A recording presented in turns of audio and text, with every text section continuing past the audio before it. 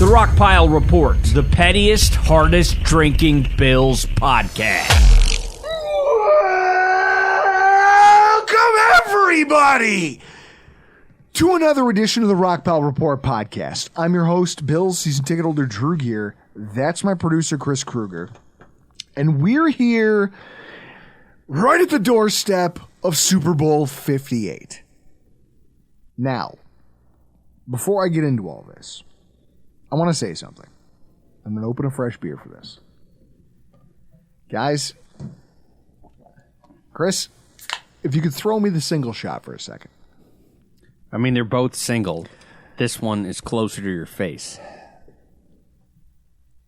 I know, right? Like, you guys have stuck by us through years of just ridiculous podcasting. You like this for some reason. I don't know what it is that tickles your fancy about what we do or what we are. I love you guys for showing up every single week for this throughout the entire 2023-24 season. I know that the last month of shows has not been great. I know it has, because I feel it every time I walk away from this microphone. I haven't been as available to put the time in. I'll admit it. Chris has done a ton of work behind the scenes to make this happen, from a video production standpoint, from a preparation standpoint.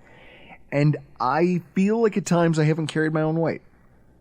And I say that because I look at, there's just a lot of things that happen in life, right? Like, things go on, and it's just like you hit a point, Chris, where you almost feel like it's just one thing after another after another. I mean, we got snowed in. This is the second generation. You can't call these things generational snowstorms if they happen every single year that I live in a place. We've had 3 bad snowstorms in the last 13 months. Just dealing with the fallout of that, dealing with having kids who are getting older, require more attention, and that I genuinely want to give more attention to. Having a demanding job, having things happen personally. Like, here's the thing. I finally just decided, screw it, I'm not wearing Band-Aids on this anymore. So maybe some of you can see this. There's a thing going on here.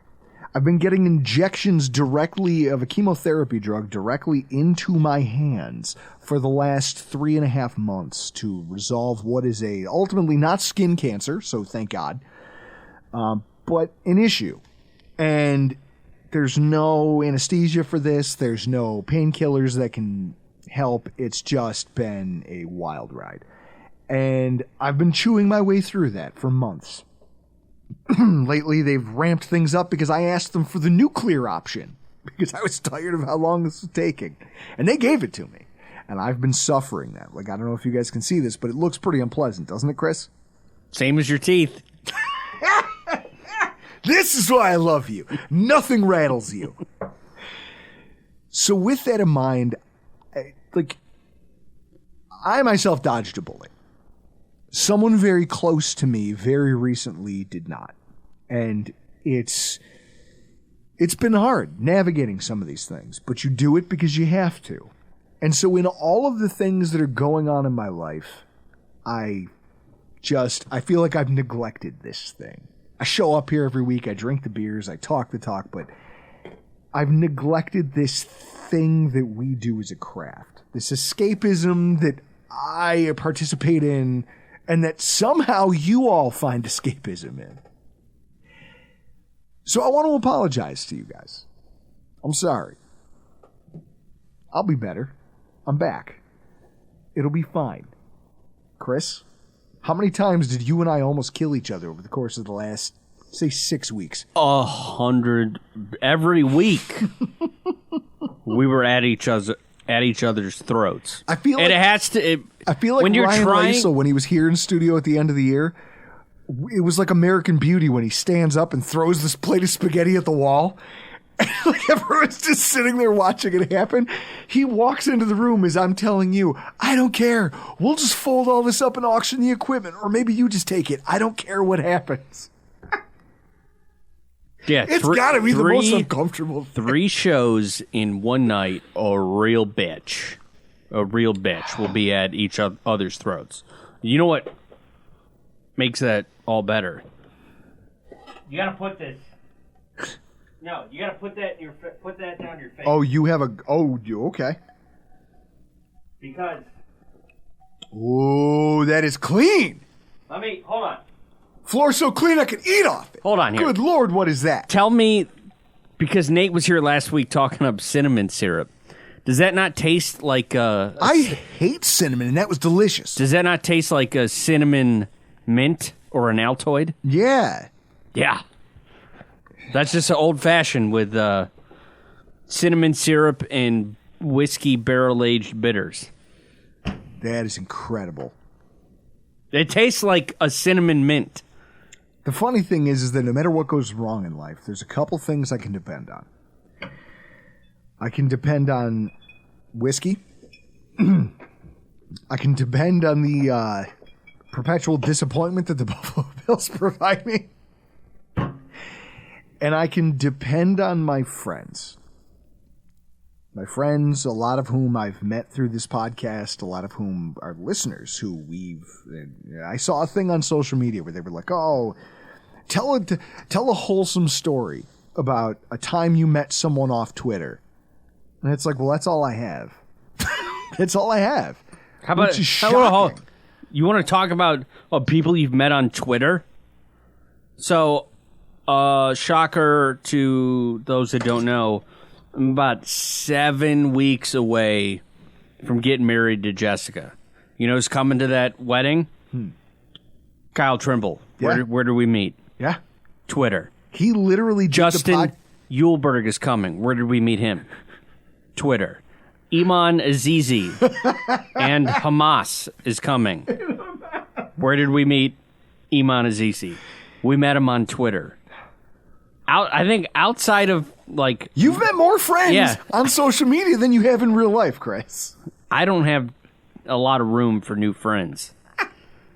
Even the ones that I currently have, and that includes you, are pushing the line. I just know that I'm thankful for all of you. And I'm thankful that I still get to come out here and do this. Because no matter what goes wrong, this thing's here. And it's where I get to go out and I get to forget about that stuff for a little while.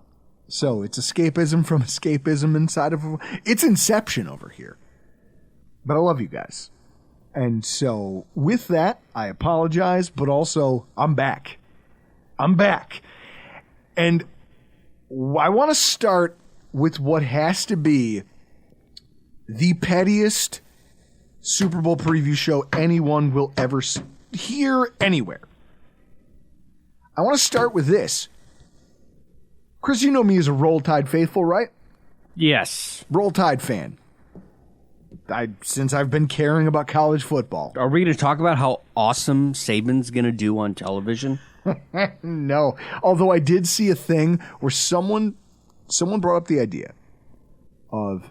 Someone brought up the concept of Nick Saban and a reality show where Nick Saban and Bill Belichick go around the country fixing college and high school football programs. Who wouldn't watch that? I would pay to see that. I would pay like a Patreon, like $5 a month premium to watch that show. But no, I want to run a statistic by you, Chris. It was brought to me by Ryan Lasel. 143 collegiate universities have had an alumni, someone who graduated from their college, score a point in the Super Bowl. 143 colleges across the United States of America. The fucking Coast Guard has a guy who scored a point. He kicked a PAT in relief. Somehow the Alabama Crimson Tide do not have a graduate or a guy whose final season was with the Tide who has scored a point in a Super Bowl. That almost seems inconceivable, doesn't it? Yeah. It's one of the most bizarre statistics because this is a university that is a pipeline to the NFL. It's a reason that we talk about Nick Saban as being successful. Well, yeah, because you've recruited star talent. You've put so many players through your pipeline directly into the NFL, and not a single one of them has scored a point. A point! Like, I get it, our kicking game has never been good. Like, Will Reichert this year might have been the best of the kickers that we've ever had. What are we talking about here? How does this happen? Chris, isn't that embarrassing for a Power 5 team? It is.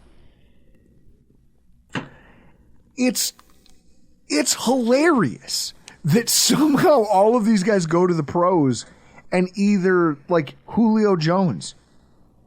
How about that? The Falcons made the Super Bowl and didn't give Julio Jones the football in the red zone. Isn't that the reason people stopped drafting him in fantasy football? Yeah. Like, this is all just a crazy statistical. It shows you that the Super Bowl is wild, and the people and the teams that end up there and the players that end up there, it's a fucking mess. I'm going to have to go down everybody's roster now and figure out if there's any Alabama alumni that can maybe break this streak. But if not, that's an embarrassment. That's embarrassing. And yet, I'm not mad at Alabama the way I'm mad at this year's Super Bowl. Chris, our Super Bowl 58 preview, 49ers against the Kansas City Chiefs. Is it fair to call this maybe the most unlikable Super Bowl ever? We'll go with this. Justin, you can read along with me in our DMs from Mike Swenson, shared this tweet with us. This is the question from the reporter. Why do you think everyone is so fascinated with you two, Kelsey and Swift? The values that we stand for and who we are as people. We love to shine light on others, shine light around the people that help and support us. I feel like we both have just a love for life. No one gives a fuck about your left-wing values. Go fuck yourself. I love how angry that quote makes you. Because you're such an idiot. Like everybody who takes anything that anybody says that's vaguely political, like, oh, I don't like that. I don't care what side of the aisle you're on. You're a moron. You let that give you a visceral reaction? I don't care about any of this. You know what? I'll tell you a story. I one time got asked by a group of people who were trying to suss out who I was going to vote for. You know, they were asking questions about like, oh, well, so what do you think about this? And I could tell the position they already held, the way that they were talking about it. And so my answer was, I'm going to vote for whoever brings about the collapse of the two-party system. Whoever can do it the fastest, that's the person I'm going to vote for. Because this thing is a mess.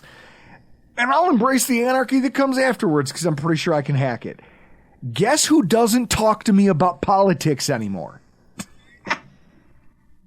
Super Mexican? Super Mexican. I love that guy. What I know is people who get upset about politicized things are morons, by and large. I love you guys. You're my people. I love you still.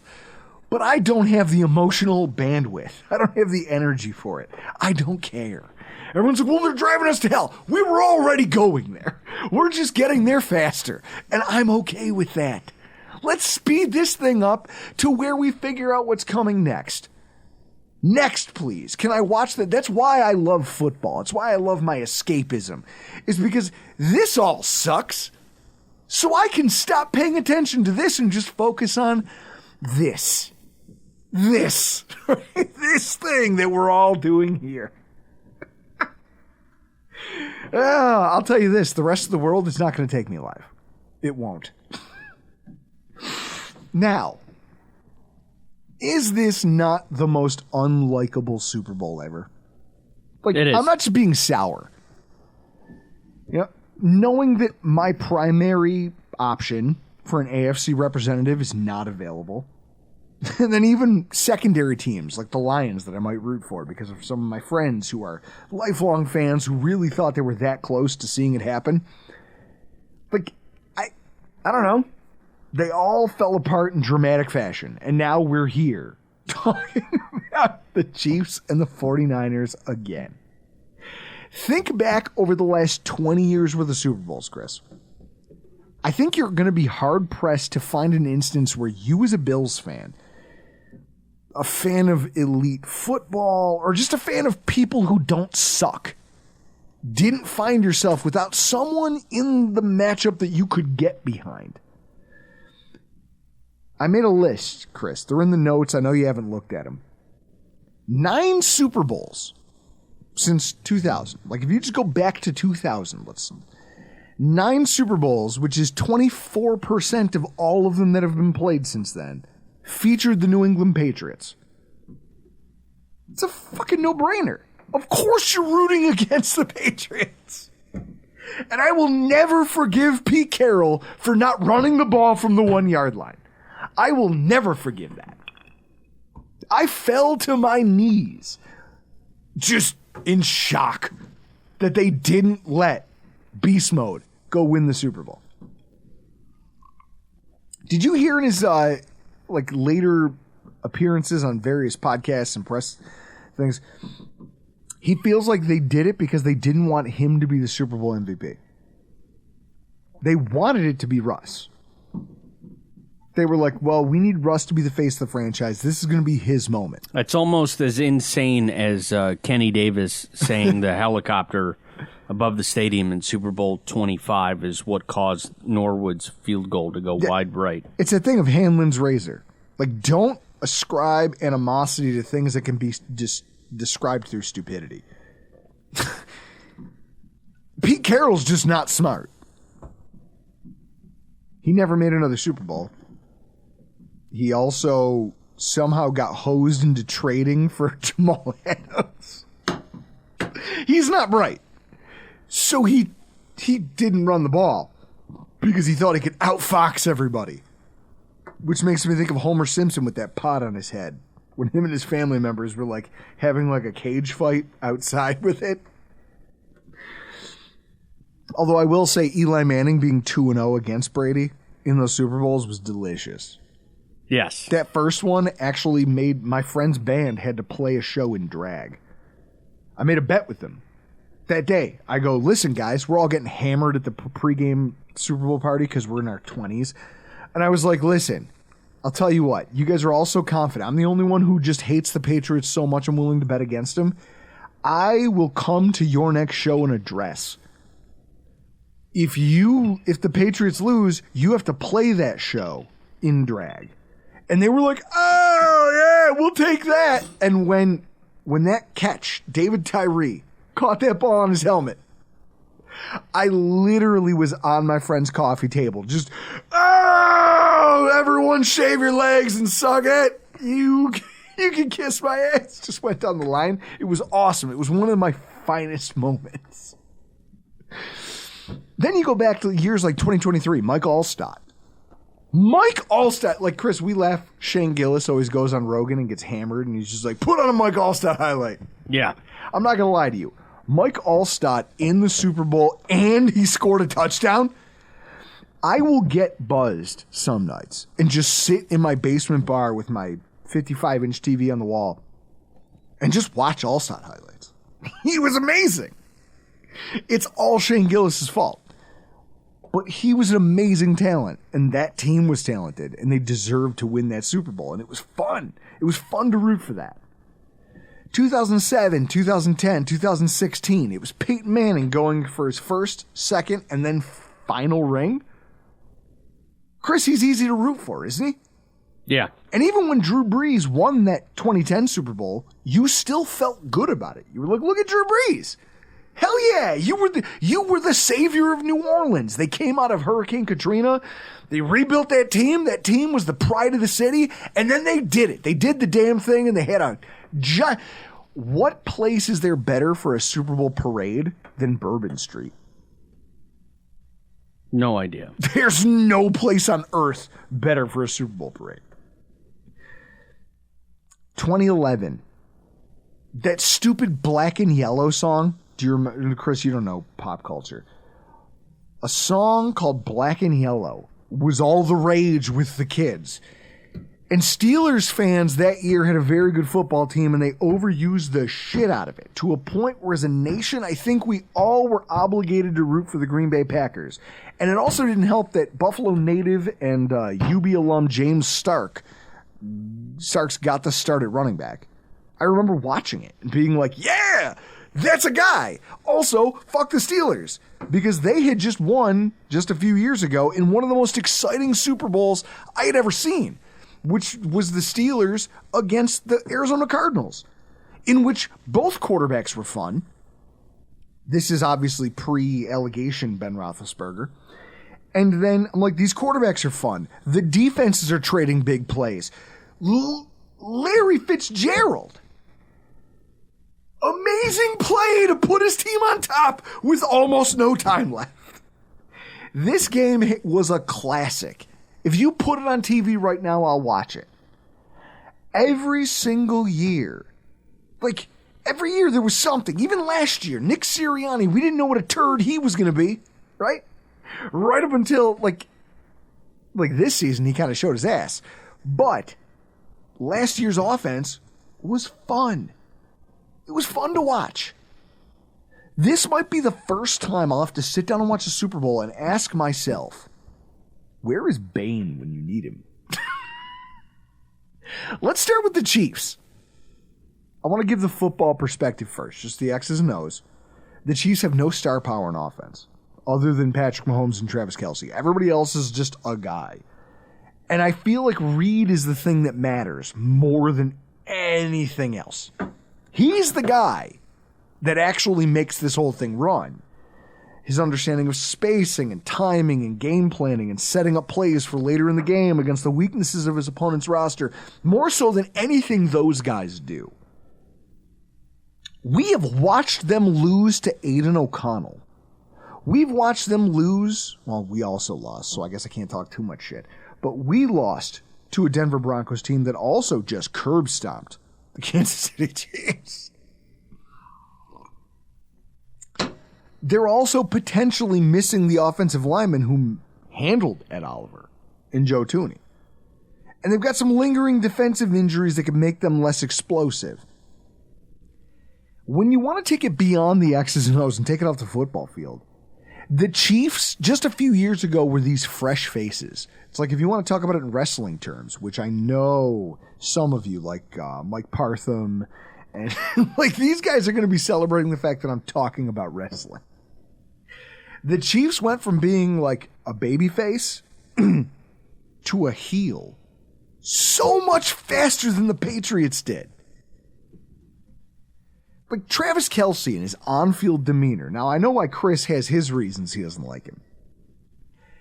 His on-field demeanor.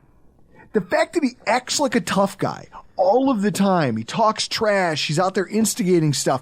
And then he celebrates in his opponent's face and acts like he's riding a dirt bike as that guy is getting a flag for a personal foul because they retaliated against him being a douchebag. I'd cripple you for that. Like, I swear to God, Chris, I would be the worst athlete on earth, and I can't be anywhere allowed coaching, right? It would be bad. Yeah. You think Greg Williams was bad? You think Bountygate was bad? God help you if I ever get my hands on coaching. I'd be like, listen, that kid's cocky. Go knock him out. Like, that's old school throwback football. I need a Hines Ward to run a crossing pattern and just go put that guy in the dirt. Like, you're not trying to catch the ball. You got to go blindside somebody. Travis Kelce has benefited from the fact that the NFL is soft on defense now. Nobody is willing to retaliate because they know what the fines are. They know what the penalties are. They see this, and yet he's flirting with a level of being obnoxious to opposing teams that I don't know anyone has the stomach for anymore. Meanwhile, you've got Mahomes over here acting like every incompletion has got to be an act of God, right? It couldn't have been because his receiver didn't catch the ball or ran the wrong route or he threw a poor pass.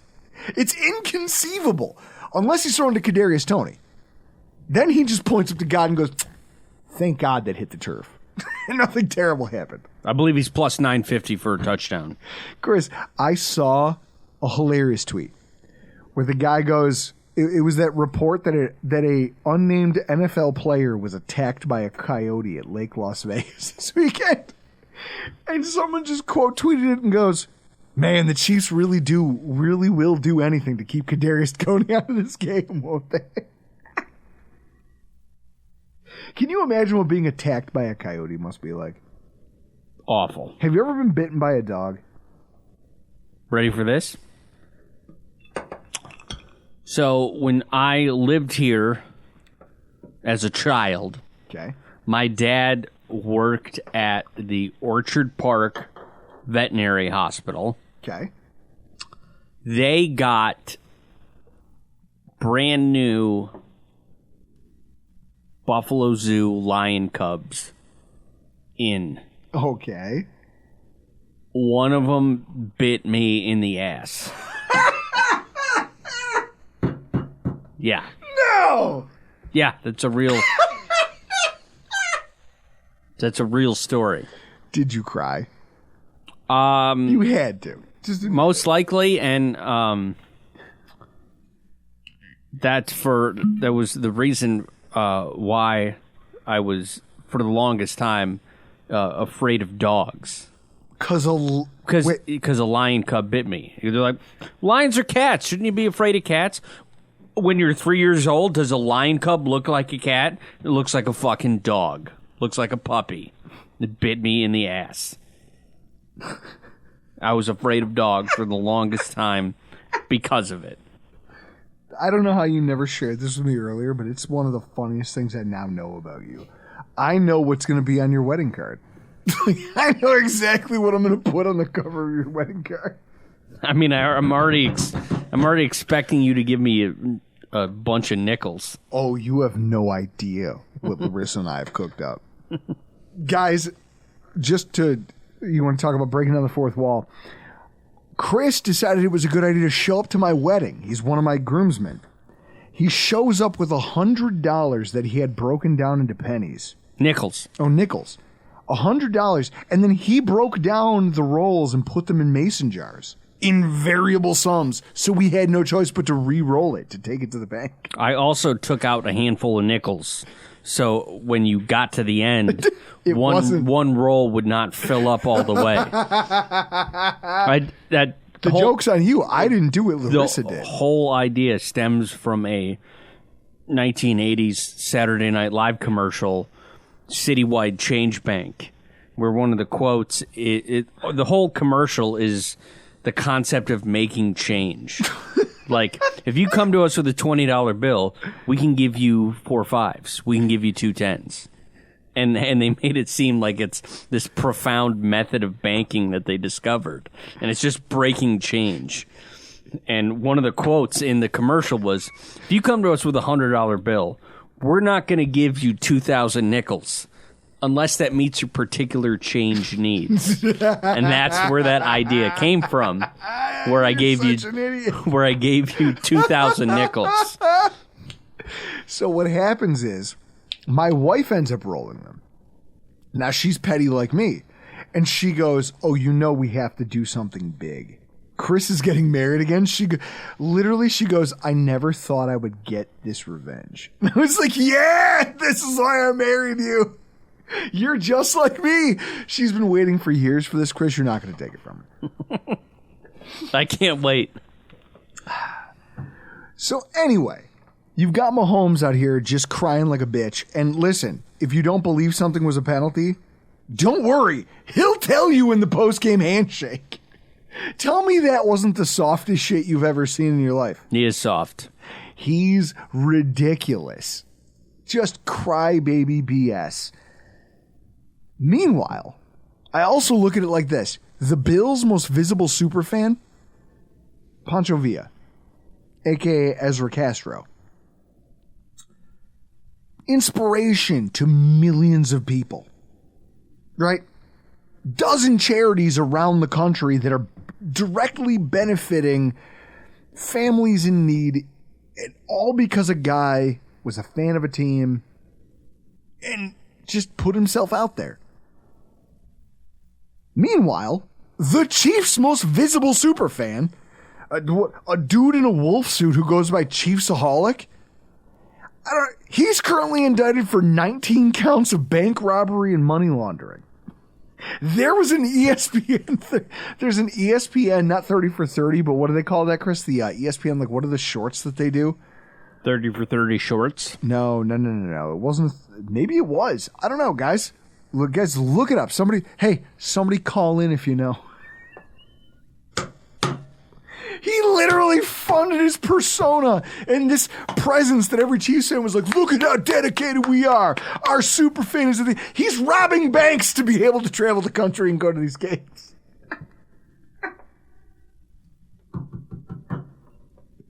It's hilarious. He literally did it all by playing Bonnie and Clyde. It's an awesome fan base you guys have there. And then I laugh about the fact that the Bengals and the Raiders are the teams that, Chris, you think of when I talk about players who get arrested for things. Yeah. Okay. The Chiefs, when it comes to Super Bowl week, just can't stay out of the headlines. Jackson Mahomes. Jackson Mahomes had the charges against him dropped, okay, for battery and accosting a woman. But if being cringy was a crime, Arizona would have given him the electric chair already. Pat's dad just landed his third DWI, which is just a few years removed from Andy Reid's son allegedly causing a DWI wreck that injured a child.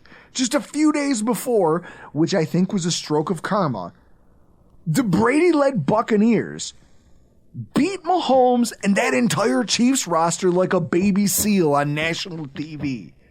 I'm shocked PETA didn't step in and intercede. I'm shocked that PETA didn't run a campaign. That's how badly they beat them in front of everybody. I hate these guys. It's gotten to a point where the more I learn about them and the more that they should, like, Brittany Mahomes recently did Sports Illustrated magazine. Swimsuit. And everyone's like, oh, see all the people saying she's ugly. Look at how hot she is. Cool, she's attractive. Obviously, a multi-millionaire quarterback has an attractive wife. That doesn't move the needle for me. Okay? What I see is that Brittany Mahomes has been a problem. By her own admission, she's been a problem. The spraying champagne on people when it's 10 degrees. She admitted in an interview that when you're young and you're thrust into the spotlight, you don't necessarily understand the gravity of the actions you're taking until afterwards. Okay, cool. That's actually, like, I'm willing to give her a pass. Chris, you and I have done shit when we were younger that we look back on and we go, man, thank God nobody saw that. Mm-hmm. I mean, you want to talk about breaking down the fourth wall and being honest. I remember the night you called me after you had found out what was going on with your marriage. Yep. I go, where are you? Now, here I am. I'm getting ready to go take my wife out to dinner. I go, honey, get dressed. We're going out. We're doing it big. We're doing Russells. We're doing the whole nine. She's literally curling her hair. Chris calls me and tells me what happened. I go, well, where are you right now? He goes, I'm driving. I go, you're driving? He goes, yeah, it's me and a bottle of Makers in the car. I go, get to my house now. We're going to solve this. You and me will figure it out. You just need to come here. I told my wife, I go, honey, order a pizza and wings. We're not going anywhere. We're staying here because this is what has to happen. We've all had these moments, buddy. Everyone has. And it's that idea of I was young, I was over emotional, I didn't understand what was going on in the moment. I've had them. I've had dozens of them. I've had dozens of arrestable moments. Highly arrestable moments. And so I can't bag on Brittany Mahomes for that. What I can bag on her for is the fact that her husband can't eat a taco in peace at a restaurant without his brother and his wife twerking. You saw that video? Yeah. Okay. It's awful. Together, they're a terrible combination. Brittany literally has done things that, like, then she tried to start this anti-bullying campaign. It's like, no. What you need to do is just take the L, wear it. Don't try to, like, oh, well, I bullied some people, so I'm going to now make a charity about it. No. It flopped. Why? Because no one buys it because it's fake. You meant it when you did it. Just own it and move on with your life. We all have things. And I feel like she's unlikable for that reason, where she's still trying to be like, no, everybody should like me. No, we shouldn't. No, you're a bad person, but it's okay. You're allowed to be that. Just admit it. Then, like, I don't know. Chris, like, if we saw her getting tasered during the national anthem, that'd be while she was putting on a TikTok with, what's his face? Jackson. The two of them getting tasered during the national anthem, it just might bring this country together. The Chiefs-aholic situation really is a microcosm of what the Chiefs are. To me, anyway. It's this thing of, you all seem like cool people. I wanted to like Andy Reid, right? You thought, Chris, did you think he got a raw deal in Philly? Yes. Okay. So he leaves Philly, he ends up in Kansas City, makes them a contender, takes them to Super Bowls, wins Super Bowls somewhere else where Philly disrespected him. Now he's got now he's got 2 rings, on his way to maybe a 3rd. I want to root for that guy. And then I go, you got some shit going on, man. I don't know what that is. The whole Eric Bieniemy thing, the way that all broke down. And then I look at Patrick Mahomes and I go, dude, I remember when you were playing Brady and you were dealing with the same bullshit we were, where they were calling penalties for him and not for you. You were getting roughed up. He wasn't, blah, blah, blah.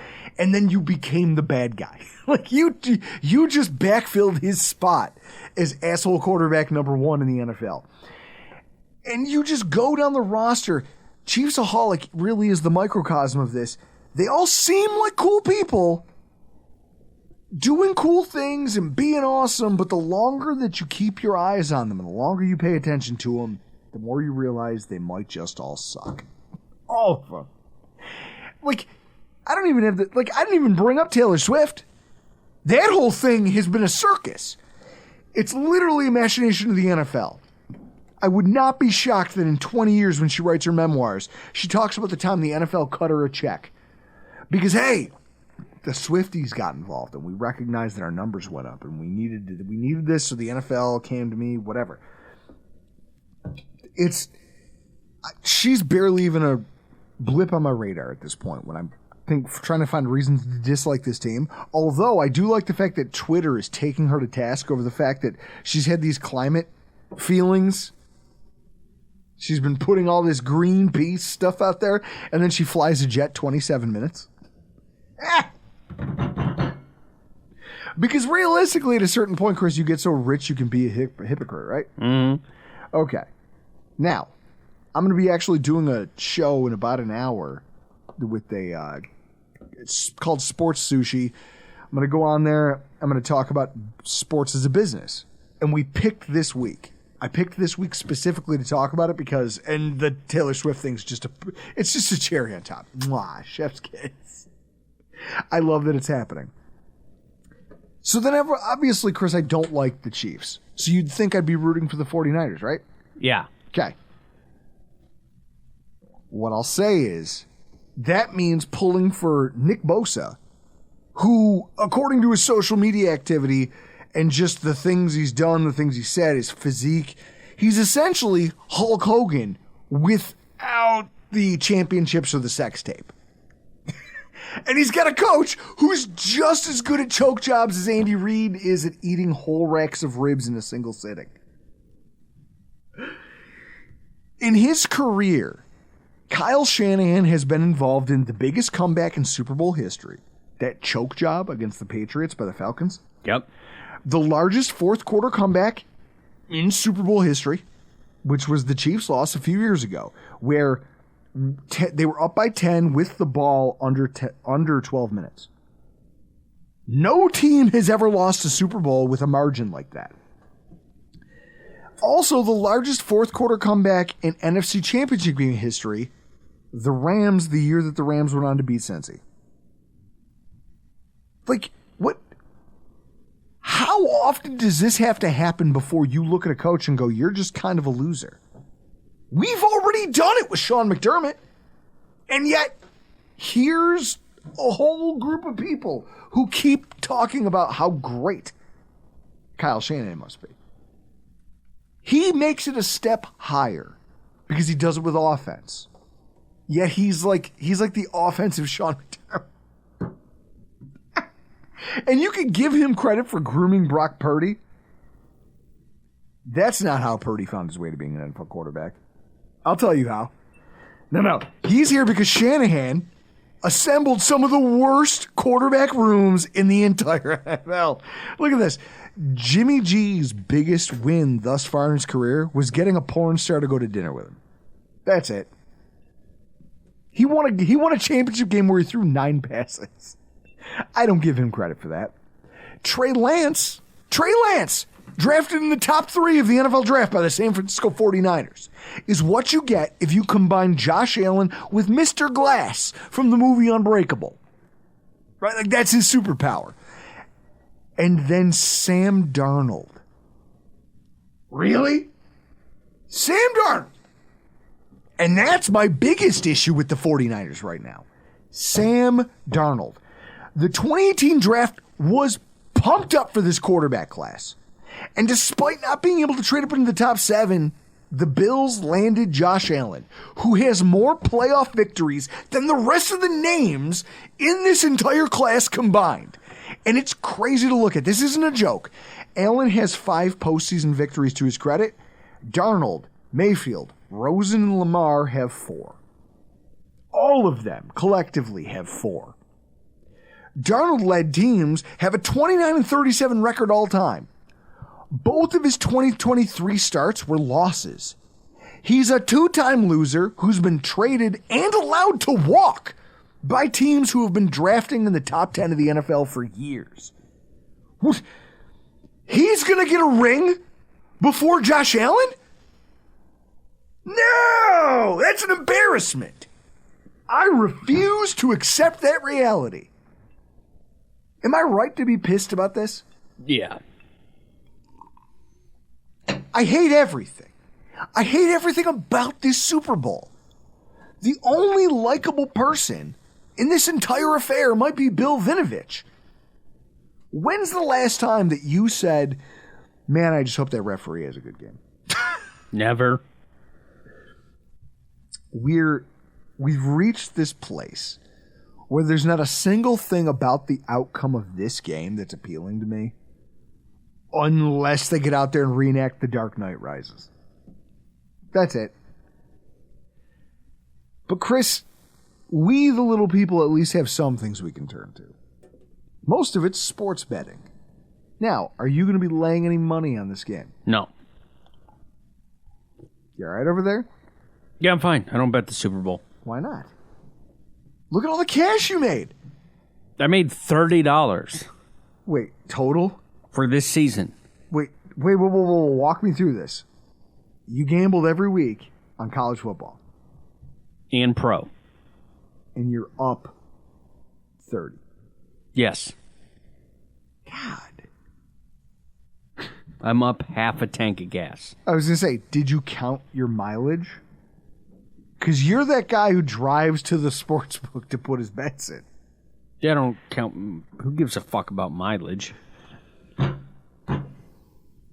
So did you break even then? If you want to call it a full tank again, let's. $30. I won a parlay week 1, and then week 4 I won an NFL football pool, and that was like it totaled like somewhere around $800.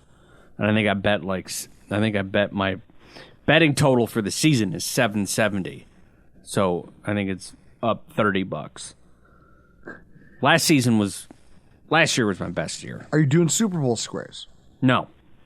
What? No. No? No. They have them at work. People ask me. No. Why not? That's more of a risk than doing a 3-leg parlay. That's true, because you might just get assigned crap numbers, right? Yeah, you might get 5 and 5. What's your favorite format, though? Like, for me, I'm in a couple of them where the format is minute to win it. And so the idea is, whatever your numbers are, as soon as the game starts, you win money every minute on the clock. That's a good idea if you have 0-0. And so the idea is it sounds like it, right? Except I was at a party where some guy had bought into that pool. Like, all right, minute to win it. whatever, your number is 0-0, and he goes, oh, this is going to be great. I'm at least going to win my buy-in back. That was the Seahawks, Denver, where the first play was a safety. And he just immediately ate it. And he spent the rest of the night just bitching about it. Isn't that most of this? Isn't that most of sports betting? Yeah. We just drink and we bitch. Now, Chris, I've sent you a list of prop bets. Have you had a chance to peruse them? No. Okay. I want you to open that email. Let's walk through this together, because here's what I'm looking at. There used to be a day when you used to go to your bookie and you'd get a card. And on the card, you'd circle your prop bets and you'd look at what you like, and then you'd give it to him. And then you'd tear your thing off, you'd have your circles done, and if you hit 4, whatever it was, he'd take it and you'd go. And then you'd sit there and agonize over the entire game with no way to track it in real time. But now, thanks to the internet, we can all just have these things. So with that said, I looked at FanDuel and I found some that I think are interesting. Now, Chris, the coin toss. Are you a coin toss betting guy? Because this is what's going to get me through this Super Bowl. I'm not the betting. I'm not a betting the Super Bowl prop bet guy. I know. But so now, since I'm the one doing the gambling and I'm just leaning on you for your insight. Tails never fails. Tails never fails? You're going tails? Yeah. Both heads and tails are both minus 104. But there's a part of me that wants to just put $5 on it. Why not? Why not? It gives me something to watch. Yeah, go ahead, bet like Iman. Yes, exactly. Beta bets. The Super Bowl is the best for beta bets. Now, when I look at this, I think of Mahomes Purdy plus 50-plus rushing yards combined is plus 150. That's not bad. Nope. Super Bowl repeat. The 49ers score 0 fourth-quarter points. That just made me laugh.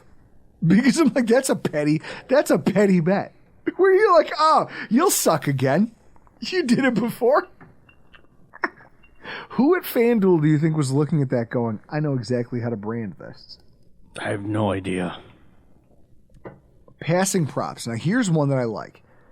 Mahomes to throw a first-quarter touchdown pass is plus 210. How much would that be if it's first quarter touchdown pass to Kadarius Toney? Oh my God! That would be like. I'll tell you what. Well, I told you earlier in the show. I think it was plus 850 or 950 for Toney for a touchdown in the game, which highly unlikely that happens. I mean, if it does, it'll. But he scored a touchdown in the last Super Bowl because nobody was paying attention to it. Will he even dress? That should be a prop bet. Do the Chiefs dress Kadarius Toney? So when I look at this and I go Super Bowl, and then I go, hey, let's see all. Oh, the specials. Oh, here's my favorite. Chris Jones and Nick Bosa to both record half a sack each is plus 340. Chris Jones is the best sack artist on the Chiefs, and Nick Bosa's the best. I assume that bet to happen. I assume that's going to happen. So here's the funny thing. You take that passing prop bet for Mahomes in the first quarter. You take Mahomes and Purdy to both rush for 50-plus because I feel like Purdy's going to have to do a lot of that. And then there's this one, Chris. Total number of players to have a pass attempt. And this is where things get off the rails if you want to talk about a parlay. It's the under-over is 2.5. Which means if any player other than Mahomes or Purdy throws a pass, it's plus 165. You got two offensive head coaches. This is 100%. I would put this like that this will happen. At some point, somebody's got to do some goddamn trickery if they're getting their shit snuffed out, whether you're Reed or Shanahan.